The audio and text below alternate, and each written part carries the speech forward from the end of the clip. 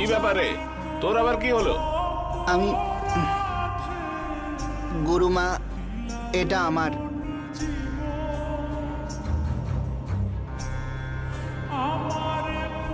ভালো রোজগার করেছিস রে, সুখে থাক।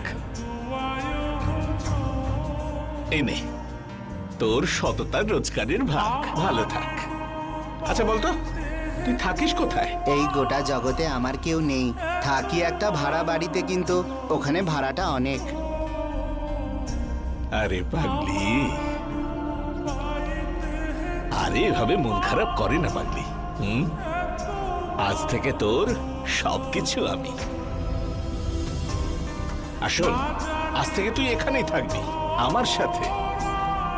ওরে বাবা, এতগুলো মেয়ে তো এখানে থাকে। যা যা নিজের জিনিস নিয়ে আয়। Thank you গুরুমা। ও আবার